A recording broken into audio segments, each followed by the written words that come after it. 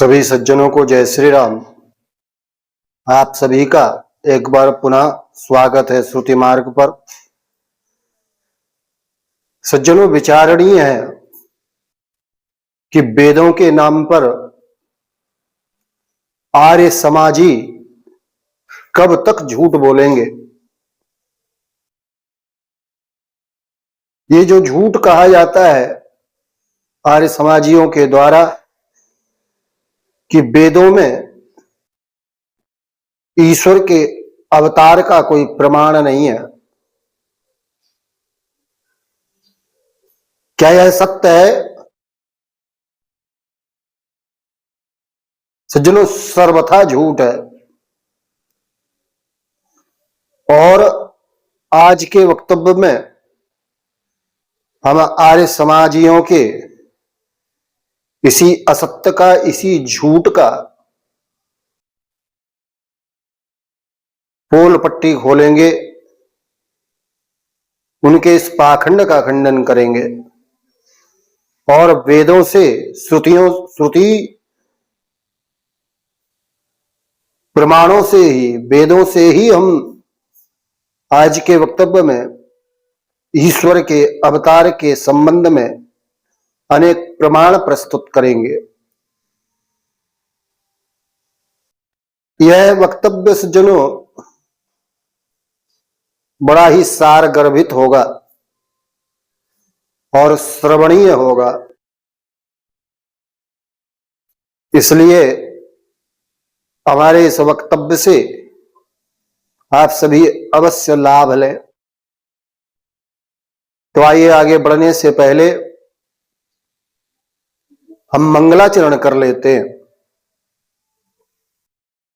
स्वस्ति श्री गणेशाय नमः। विघ्नेशं नौमि शुभ्रं सकल विविधं शंकरं लोकवन्द्यं श्रीशं नारायणं नौमि करुण हृदयं भास्करं लोकनेत्रं नत्वा माया स्वरूपां जगति प्रकृति रूपात्मका भासते या स्मार्तं धर्मानुकूलम् श्रुतिविहित्वचा संप्रवक्ष्यामि तत्त्वम्।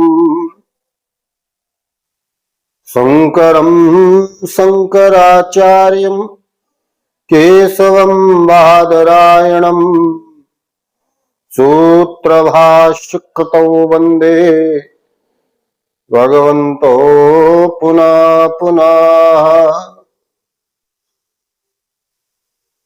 तो एक बार पुनः जय श्री राम सभी सज्जनों, सभी मित्रों को, और एक बार पुनः आप सभी का स्वागत है श्रुति मार्ग पर। सज्जनों,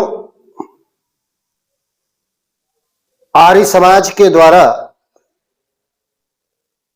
अथवा हमारे एक आचार्य ने कहा कि हम इन्हें आर्य समाज भी नहीं कहते, हम तो इन्हें आर्य समाज कहते हैं।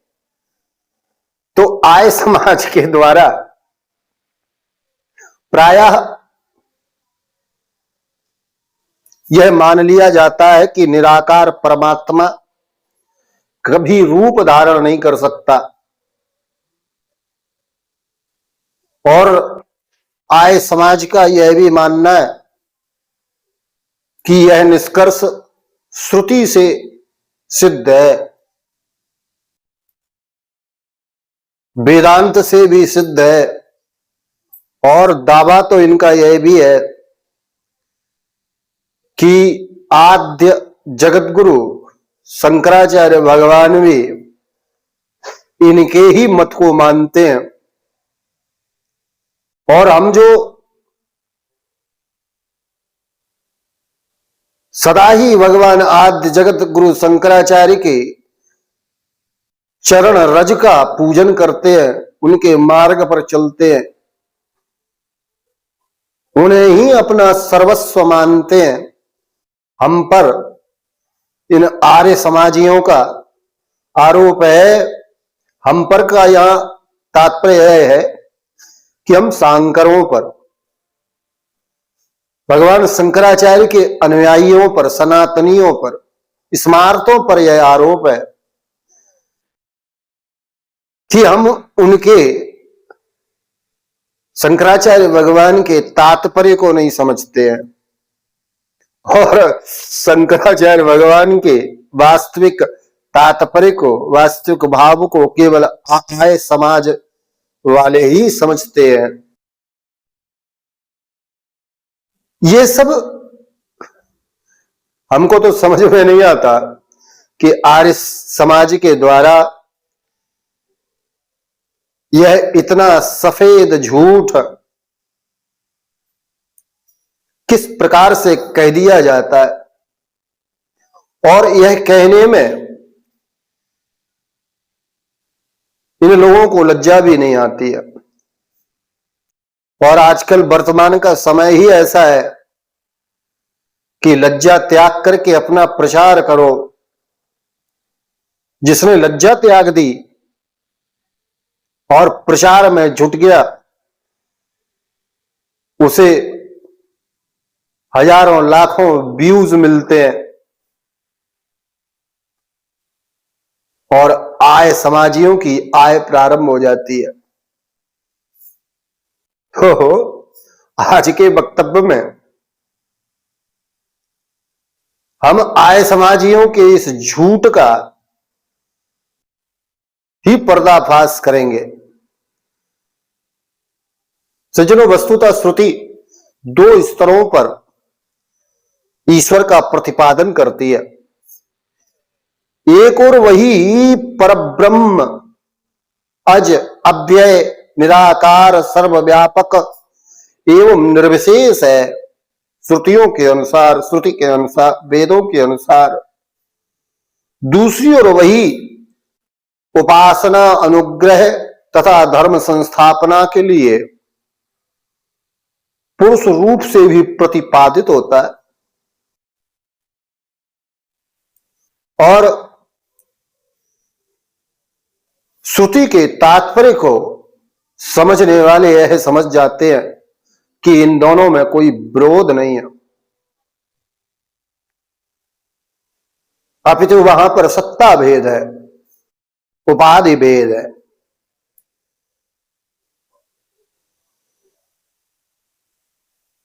सज्जनों, छंदोग्य की श्रुति उद्घोषणा करती है, या एषोऽन्तरादित्ये हिरण्मयाः। यह छंदोग्य श्रुति है 166। सज्जनों, यदि वेद केवल निराकार का ही प्रतिपादन करता तो हिरण्मयः पुरुषाः, हिरण्यशमसूः, हिरण्यकेशाः, इन जैसे विशेषणों का प्रयोजन ही सिद्ध नहीं होता। सज्जनों, यहां पुरुष का निषेध नहीं है, यहां पर पुरुष रूप ईश्वर का उपासनात्मक प्रतिपादन है। इसी प्रकार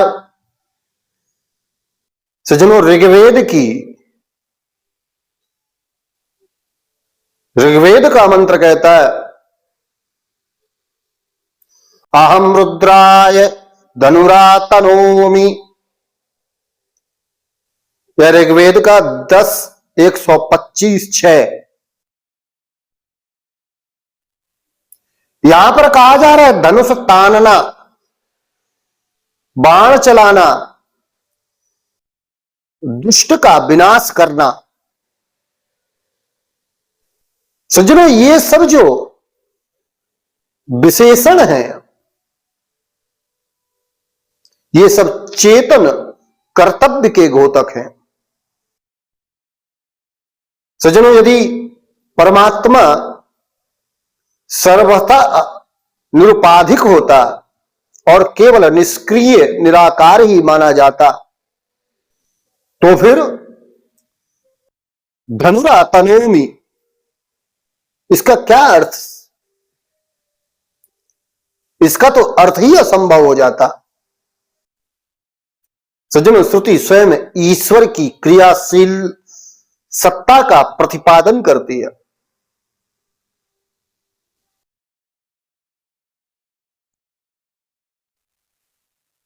रुद्राष्टाध्यायी में भी आता है, नमस्ते रुद्र मन्यव उतोत ईश्वरे नमः। सज्जनों, यहां केवल धनुष का ही नहीं, अब तो बाहुभ्यामुत ते नमः यह कहकर भगवान रुद्र की बाहुओं को भी नमस्कार किया गया है। अब प्रश्न यह है कि परमेश्वर के किसी प्रकार की दिव्य सत्ता, दिव्य विग्रह या दिव्य शक्ति प्रकाश की संभावना ही ना होती तो फिर वेद बाहुभ्यामुत्ते नमः यह क्यों कहता?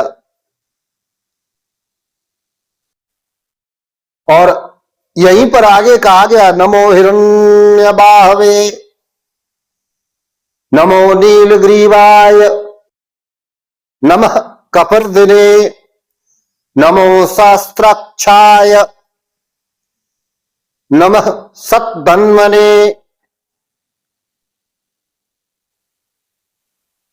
विचार करना चाहिए कि ये किसके विशेषण है?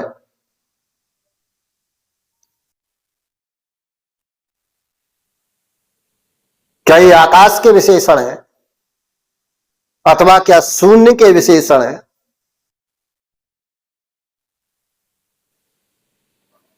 अथवा क्या केवल ये दार्शनिक अमूर्त सत्ता के? और यदि ऐसा कहा जाए तो फिर सज्जनों, वेदों के ये शब्द स्वयं ही अर्थहीन हो जाएंगे।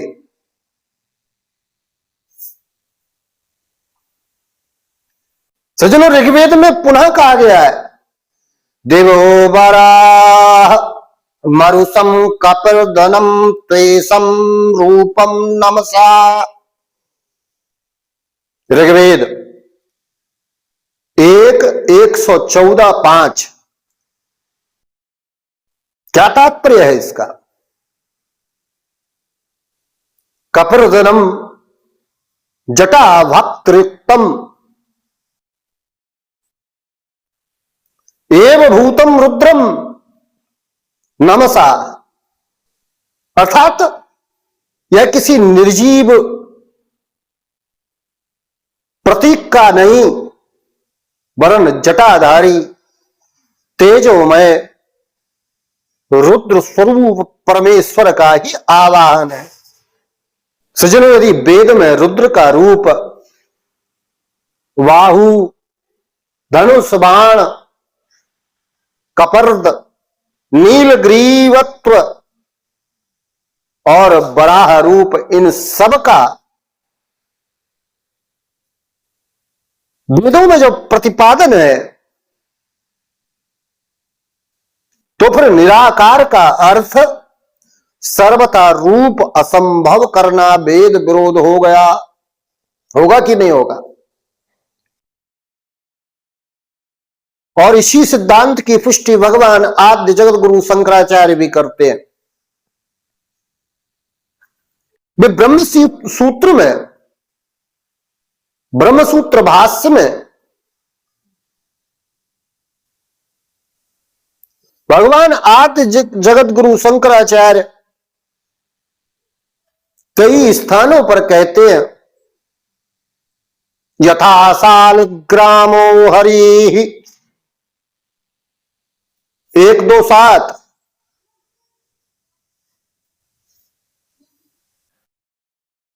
सालग्रामेव विष्णु 1:2-14, यथा सालग्रामे विष्णु सन्निहित इति 1:3-14। और आगे भी कहते हैं, श्रद्धा भक्तिभ्याम भाव विशेषेण च अहंकारे आवेशयति यथा विश्वांकितायां शिलादि प्रतिमायां विष्णु लोका।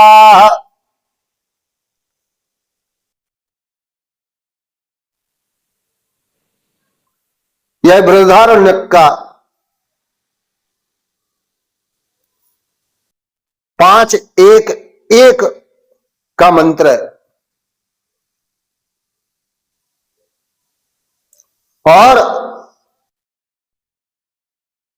ब्रह्म विद्या यथा प्रतिमा विष्णु विद्या उपासते। यह छंदोग्य श्रुति है 7:1:4। सजने यहां पर भाष्यकार भगवान आदि जगत गुरु शंकराचार्य यहां पर केवल उपासना का उल्लेख नहीं कर रहे हैं,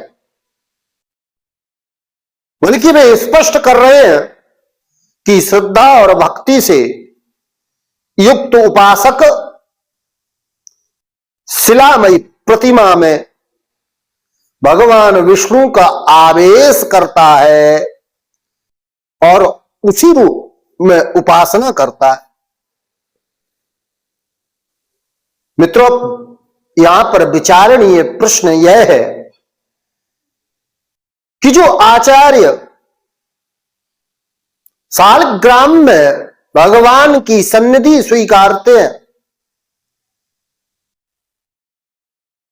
प्रतिमा में विष्णु बुद्धि स्वीकारते हैं, शिलामयी अर्चा मूर्ति में भगवान की उपासना स्वीकारते हैं, क्या वे ही आद्य जगत गुरु शंकराचार्य भगवान ईश्वर के दिव्य अवतार का निषेध करेंगे?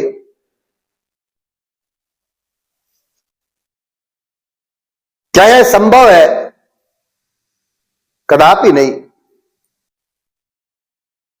मित्रों, जो सालग्राम में भगवान की सन्निधि स्वीकारता है, मैं भगवान के स्वेच्छा में दिव्य विग्रह का निषेध नहीं कर सकता। और आर्य समाजियों का यह आक्षेप नहीं, मूर्खता ही है कि वे कहते हैं कि भगवान आदि जगत गुरु शंकराचार्य अवतार को नहीं स्वीकारते, साकार स्वरूप को नहीं स्वीकारते। तो मित्रों, यह स्पष्ट है कि भगवान शंकराचार्य का अद्वैत निराकार ब्रह्म का प्रतिपादन अवश्य करता है, परंतु उसके साथ मायोपहित ईश्वर, अर्चावतार तथा उपास्य दिव्य स्वरूप का भी पूर्ण समर्थन करता है। यही भगवान आद्य जगत गुरु शंकराचार्य का सिद्धांत है, जिसे हम स्मार्त स्वीकारते हैं। और वास्तविकता तो यह है कि यही एकमात्र श्रुति का तात्पर्य है, वेदों का तात्पर्य है। इसके अतिरिक्त अन्य कोई भी सिद्धांत वेदों का नहीं है, वह श्रुति सम्मत नहीं है, वह अवैधिक ही है। तो यहां पर यह सिद्ध हुआ सज्जनों कि निराकार का अर्थ रूप धारण करने में सर्वथा असमर्थ हो जाना अथवा असमर्थ करना, यह श्रुति सम्मत तात्पर्य नहीं है। तो यह ना तो श्रुति का सिद्धांत है और ना ही भगवान शंकराचार्य का।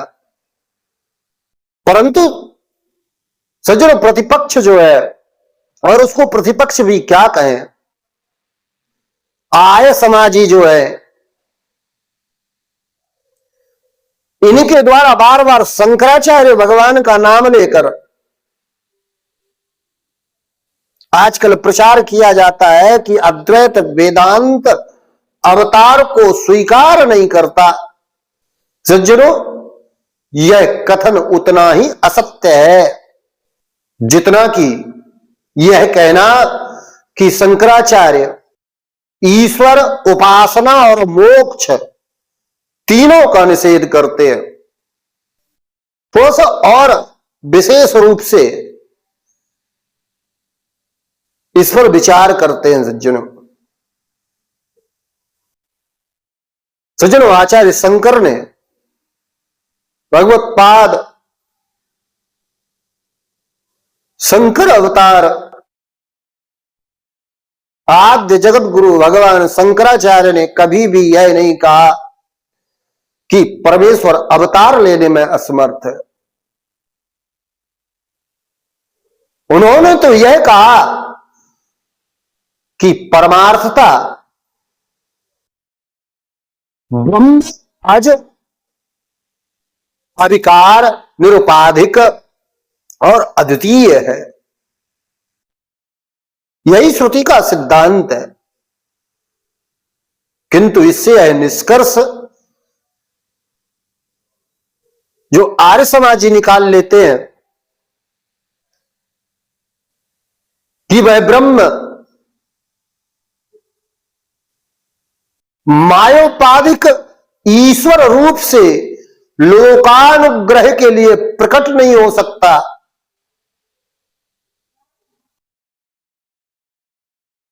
यह ना तो भगवान आद्य जगत गुरु शंकराचार्य का मत है, न वेदों का मत है और ना वेदांत का।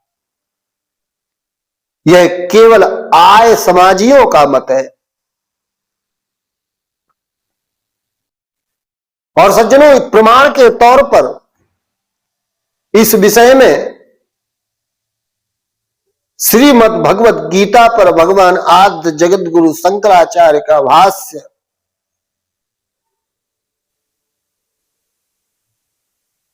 स्पष्ट प्रमाण है, निर्णायक प्रमाण है।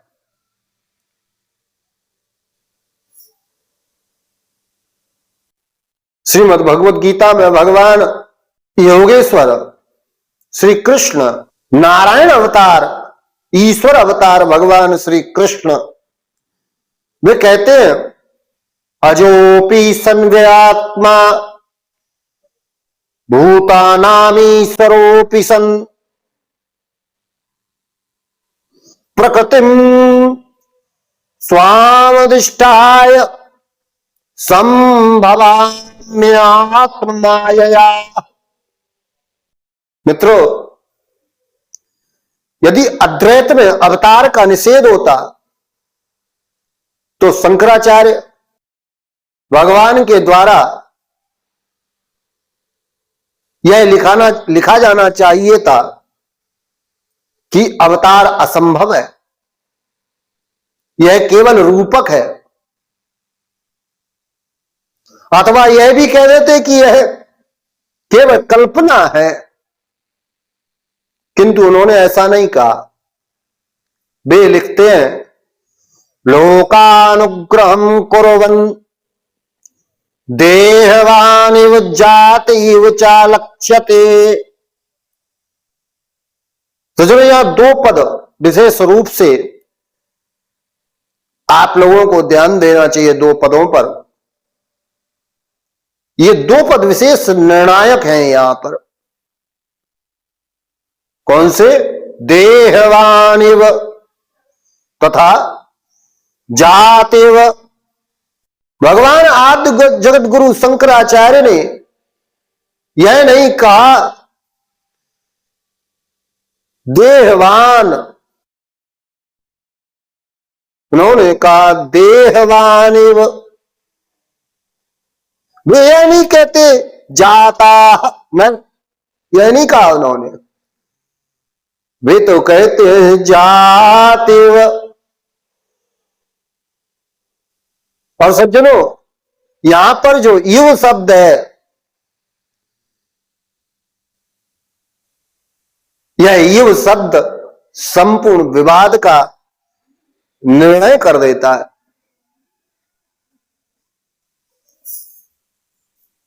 सज्जनों, यदि वास्तव में ब्रह्म जन्म लेकर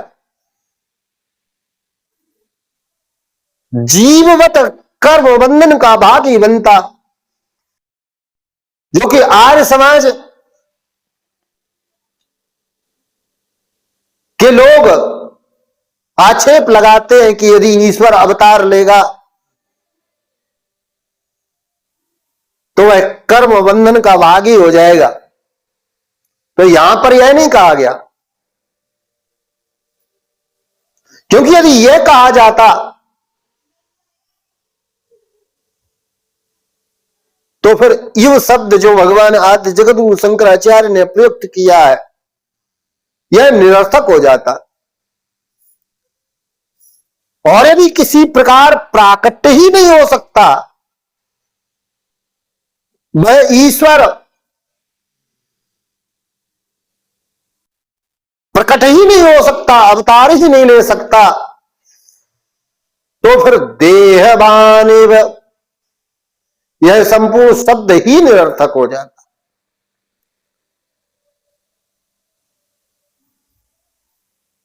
इसका अर्थ यह है कि यहां पर शंकराचार्य भगवान का सिद्धांत यह है कि परमात्मा स्वरूपता अजय ही रहता है, किंतु लोकानुग्रहार्थ देहधारी के समान प्रकट होता है,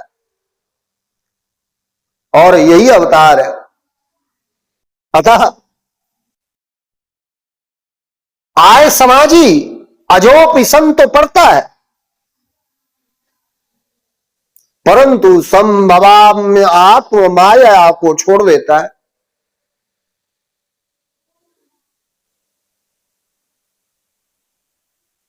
वास्तव में इन लोगों के द्वारा शास्त्रों को नहीं पढ़ा जाता। अभी तो इन लोगों के द्वारा अपने मत का समर्थन ढूंढा जाता है। अब अगर आगे जो आक्षेप आय समाजियों के द्वारा लगाया जाता है,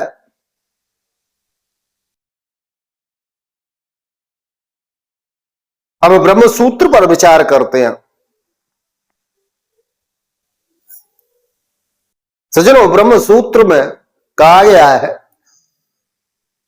लोकवत्तु लीला कैवल्यम 2:1-33।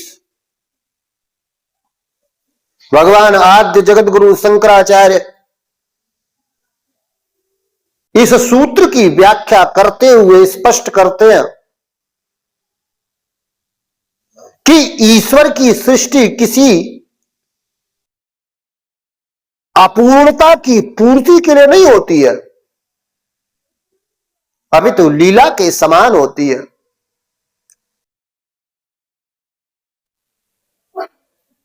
यह संपूर्ण जगत की रचना ही लीला है, और इस स्थिति में धर्म संस्थापनार्थ अवतार प्राकट्य लीला क्यों नहीं हो सकती?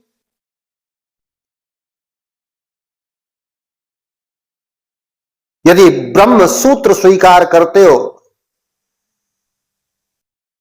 तो फिर ब्रह्म सूत्र का 2:1-33 लोकवत्तु लीला कैवल्यम, यह सूत्र भी स्वीकार करना पड़ेगा। और जब यह सूत्र स्वीकार करते हो तो फिर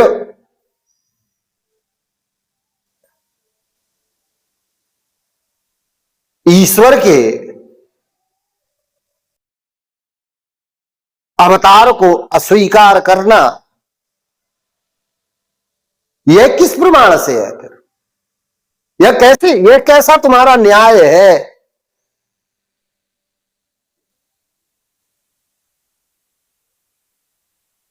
ब्रह्म सूत्र के अनुसार यदि लीला में सृष्टि संभव है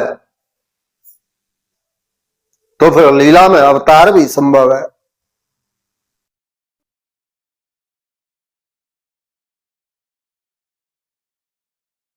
आगे प्रतिपक्ष का, आर्य समाजियों का आक्षेप रहता है कि निराकार कभी साकार नहीं हो सकता, और आरोप लगाते हैं कि ये भगवान शंकराचार्य का मानना है, जबकि वास्तविकता यह है कि यह कथन वही कर सकता है जिसने आद्य जगत गुरु शंकराचार्य के भाष्यों को कभी सूंघा ना हो। और आद्य जगत गुरु शंकराचार्य के भाष्यों को तो छोड़िए, जिसने दर्शन शास्त्रों को ही ना सूंघा हो, वही इस प्रकार का कथन कर सकता है। जिसने वेदों के नाम पर केवल सत्यार्थ प्रकाश ही पढ़ा हो, उसके अतिरिक्त कुछ देखा पढ़ा ही ना हो, वही ऐसी विचित्र बातें कर सकता है। तो आर्य समाजियों के द्वारा ही इस प्रकार का कथन किया जा सकता है, अन्य किसी के द्वारा नहीं, क्योंकि यह कथन श्रुतियों स्मृतियों के विरुद्ध तो है ही, लेकिन जिनके नाम से आक्षेप करते हैं भगवान आद्य जगत गुरु शंकराचार्य के भाष्य के भी विपरीत है। क्योंकि भगवान शंकराचार्य ही अपने भाष्यों में शालिग्राम में भगवान हरि की सन्निधि स्वीकारते हैं, जो अभी हमने पूर्व में कहा, यथा शालिग्रामो हरि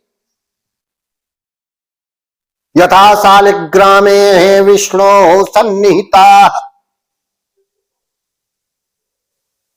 और प्रतिमा में भी विष्णु बुद्धि स्वीकारते हैं, यथा प्रतिमा विष्णु बुद्ध्या उपास्यते। तो सज्जनों, यदि निराकार का किसी रूप में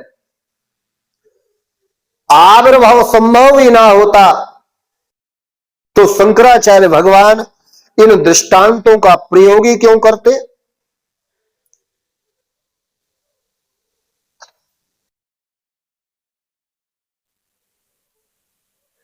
और यहां पर यह भी स्पष्ट है कि हमारे यहां मूर्ति पूजन भी वेद सम्मत है, और अवतार भी वेद सम्मत श्रुति सम्मत।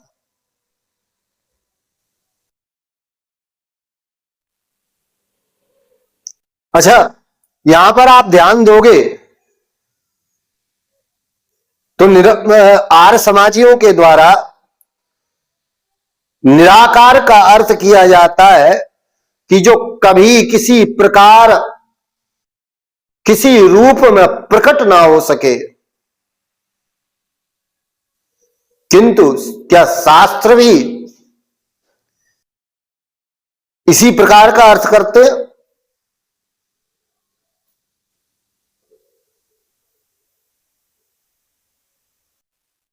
ना,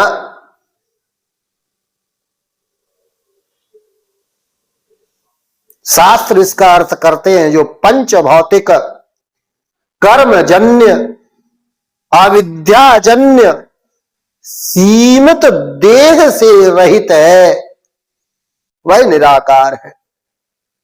और इसी कारण गीता में संभवाम्यात्म माया कहा गया। सज्जनों, यदि भगवान का प्राकट्य कर्मजन्य होता तो आत्म माया यह नहीं कहा जा सकता था, और यदि अविद्याजन्य होता तो अजोपिसन नहीं कहा जा सकता था, और यदि जीववत जन्म होता तो फिर जात एव नहीं कहा जाता।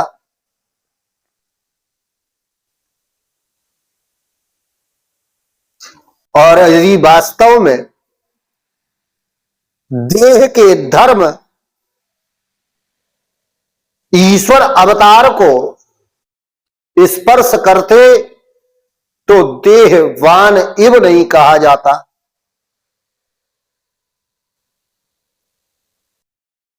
अब हमारा आर्य समाज से एक प्रश्न है कि भाई आप लोग शंकराचार्य को मानते तो हो नहीं, मानते हो क्या? यदि मानते हो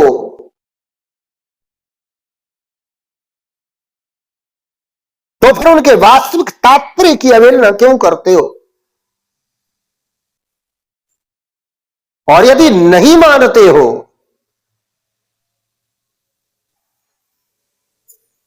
तो उन्हीं के नाम पर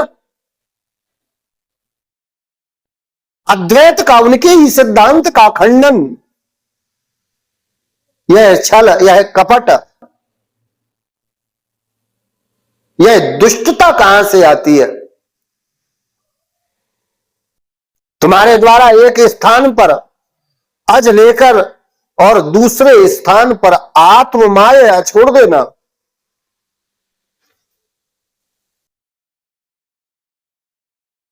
एक स्थान पर निर्विकार लेकर दूसरे स्थान पर देहवान छोड़ देना, क्या यही तुम्हारा शास्त्र अध्ययन है? क्या यही तुम्हारी शास्त्र निष्ठा है? यही तुम्हारी वेद निष्ठा है? और इससे यह सिद्ध होता है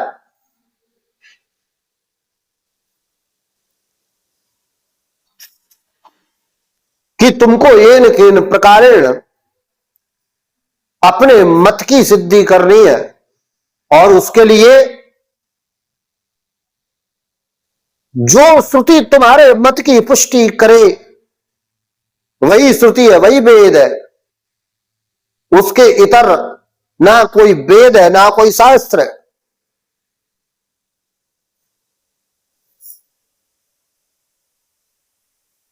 इसलिए भगवान शंकराचार्य पर आक्षेप करना बंद करो।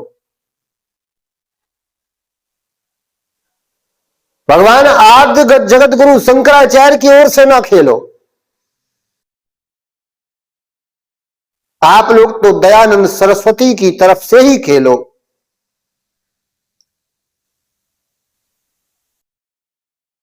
मित्रों, भगवान शंकराचार्य के मत में परमात्मा का परमार्थिक स्वरूप अजय है, अविकारी है, निराकार है, किंतु वही परमात्मा अपनी माया शक्ति से लोकानुग्रह के लिए दिव्य विग्रह के साथ प्रकट होता है, और यही अवतार है। इसमें ना ब्रह्म का विकार है, ना श्रुति विरोध, ना ही ब्रह्म सूत्र का विरोध, और ना ही जो आर्य समाजी मूर्खतापूर्ण आक्षेप करते हैं अद्वैत का विरोध, कि अवतार सिद्धांत से अद्वैत का विरोध होता है।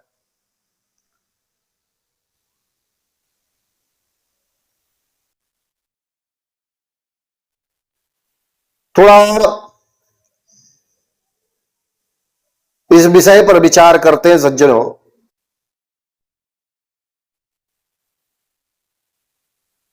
क्योंकि आर्य समाजियों की एक और भ्रांति है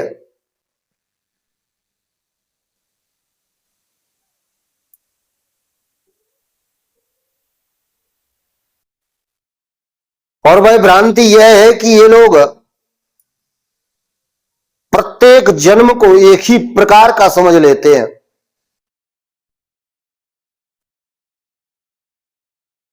ये लोग जीव का जन्म और ईश्वर का आविर्भाव,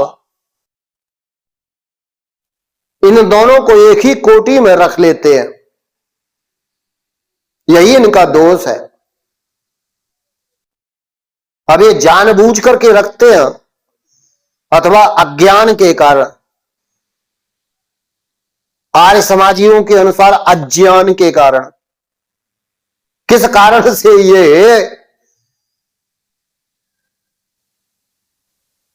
जीव जन्म और ईश्वर आविर्भाव को एक ही कोटि में रख लेते हैं, ये वही जाने, परंतु ये रखते हैं।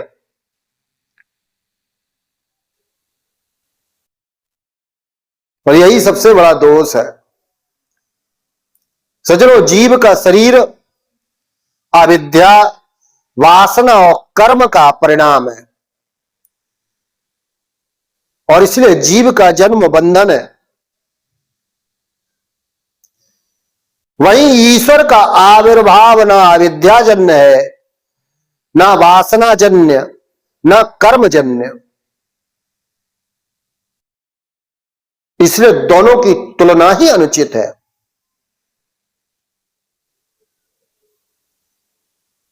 यदि कोई कहे कि जन्म शब्द दोनों में समान है,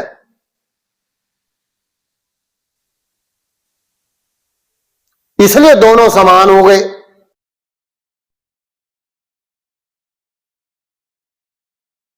तो यहां पर शब्द साम्यता से,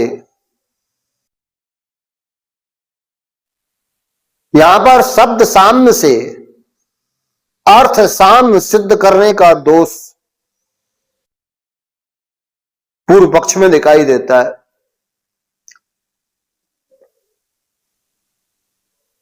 उसी प्रकार जैसे ये लोग उसी प्रकार अर्थ कर लेते हैं जैसे सूर्योदय और राजोदय। अब आप देखो कि दोनों ही शब्दों में उदय शब्द है,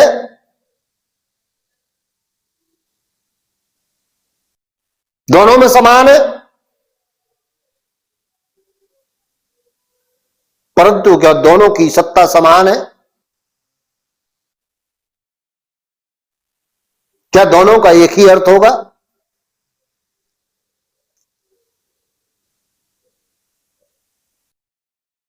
कमल पत्र और पत्र लेखन, पत्र शब्द दोनों में समान है, तो क्या दोनों का एक ही अर्थ होगा? तो सज्जनों, उसी प्रकार जन्म जो शब्द है, यह जन्म शब्द जीव और भगवान दोनों के लिए प्रयुक्त होने पर भी इसका तात्पर्य सर्वथा भिन्न हो जाता है।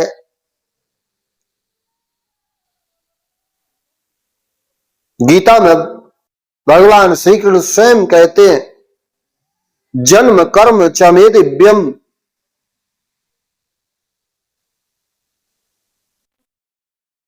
यदि ईश्वर का यह जन्म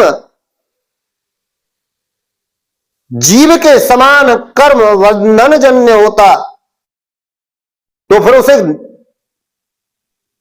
दिव्य कहना निरर्थक हो जाता।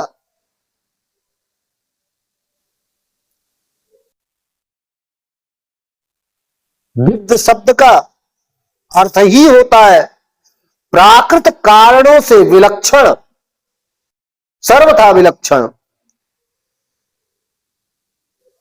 और इसीलिए ईश्वर का जन्म नहीं, प्राकट्य होता है। और इसी कारण शास्त्र आविर्भाव, संभव, प्रादुर्भाव और लीला जैसे शब्दों का प्रयोग करता है। सज्जनों, प्रतिपक्ष का, आर्य समाज का यह मान बैठना कि जहां शरीर है वहां अवश्य पंच महाभूत है, और जहां पंच महाभूत है वहां अवश्य विकार है, जहां विकार है वहां अवश्य कर्म बंधन है, यह आर्य समाजियों का संपूर्ण अनुमान असिद्ध है। क्योंकि ये कभी सिद्ध नहीं कर पाते हैं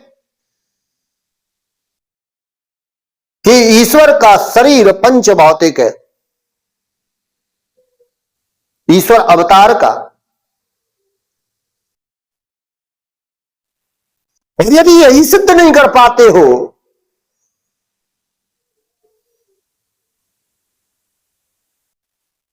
तो आर्य समाजियों,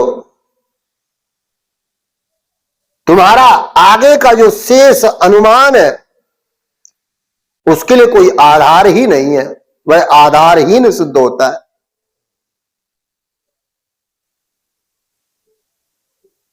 क्योंकि स्पष्ट है कि शास्त्र भगवान के विग्रह को दिव्य, स्वेच्छामय, मंगलमय, अप्राकृत तथा माया शक्ति प्रकाशित, यह सब कहता है। और तुम बिना प्रमाण के उसे पंचभौतिक मान लेते हो। यही तुम्हारे संपूर्ण भ्रम का मूल कारण है।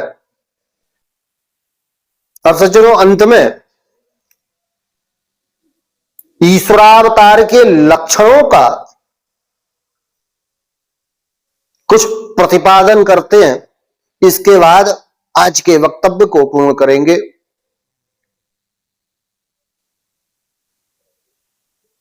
सज्जनों, जिसे शास्त्र ईश्वरावतार कहता है, ये हमने अभी कहा कि वह वास्तव में सामान्य जन्म नहीं है।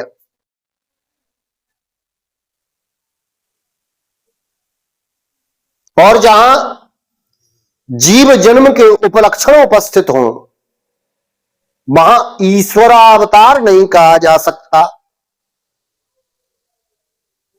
और इस स्थिति में ईश्वरावतार के लक्षणों को थोड़ा समझ लेना आवश्यक है। ईश्वर अवतार का प्रथम लक्षण है अविद्या वासना कर्मजन्य शरीरत्वाभावा। दूसरा लक्षण है सज्जनों स्वाभाविक शक्ति प्रकाश। तीसरा लक्षण है स्वरूप परित्याग पूर्वक आविर्भाव। और चौथा लक्षण है अपांच भौतिक दिव्य मंगल विग्रह। और पांचवा लक्षण है आविर्भावेपि सर्वज्ञत्व, सर्वशक्तिमत्व, सर्वेश्वरत्व, अक्षयता। तो ये जो है ईश्वर अवतार के मुख्य लक्षण है।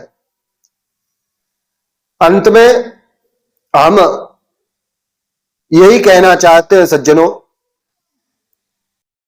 कि आय समाजियों के फैलाए हुए भ्रम में ना फंसें।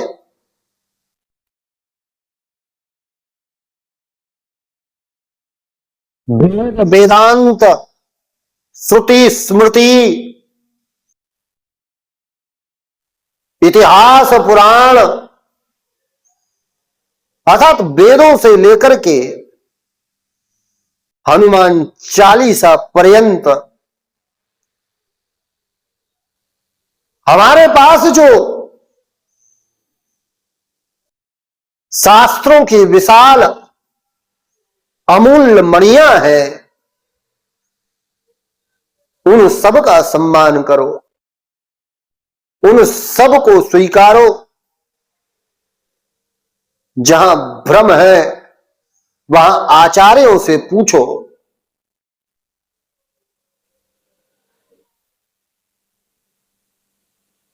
हमारा ईश्वर सर्वशक्तिमान है, अनंत सामर्थ्यवान है। तो ईश्वर की अनंतता को, ईश्वर की सर्वशक्तिमत्ता को वास्तविक रूप में स्वीकारो। वही ईश्वर अवतार भी ग्रहण करता है। वही ईश्वर राम और कृष्ण के रूप में आता है। इस विश्वास को आर्य समाजियों के द्वारा फैलाए हुए भ्रम के कारण से टूटने ना दो।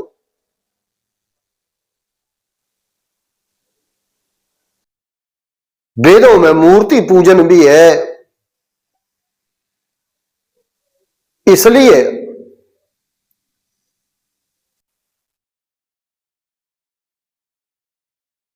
अर्चा विग्रहों की, प्राण प्रतिष्ठित, विधिवत प्राण प्रतिष्ठित मूर्तियों की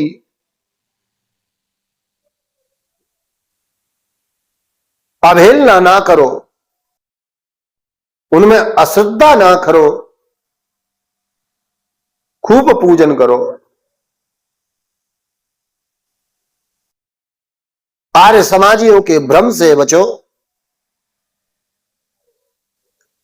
तो आज इस वक्तव्य में इतना ही। आगे पुनः आर्य समाज के द्वारा ही, आर्य समाजी अग्निव्रत के द्वारा जो अद्वैत पर आक्षेप किया गया है, उसका भी हम अवश्य उत्तर देंगे। यद्यपि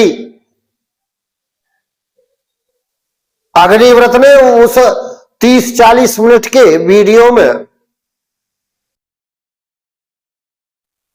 अपने संपूर्ण जीवन का निचोड़ करके डाल दिया और हमें हंसी आई कि पूरे जीवन का इतना ही ज्ञान, और ज्ञान शब्द वहां कहना भी नहीं चाहिए।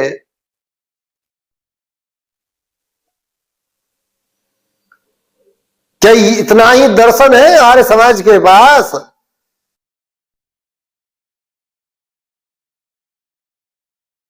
सिद्धांत के नाम पर मात्र इतना ही है? क्या मात्र इतना ही त्रैतवाद है? तो उस पर हम, यद्यपि अग्निव्रत के वक्तव्य के खंडन की आवश्यकता नहीं है, क्योंकि उसमें कुछ है ही नहीं, उसमें कोरी अज्ञानता है। लेकिन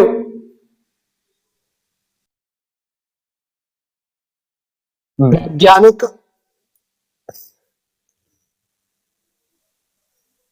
14 मनवंतरों में अभी तक के सर्वश्रेष्ठ वैज्ञानिक हैं, तो भाई भोली भाली जनता, भोले भाले लोग उनके कहे हुए अज्ञानपूर्ण वक्तव्य से भ्रमित ना हो, इस कारण से उस विषय पर भी हम अपने वक्तव्य निर्गत करेंगे, और संभव है कि जल्दी ही करें। तो ठीक है, आज के लिए इतना ही। सभी को जय श्री राम। श्री राम जय राम जय जय राम। श्री राम जय राम जय जय राम। श्री राम जय राम।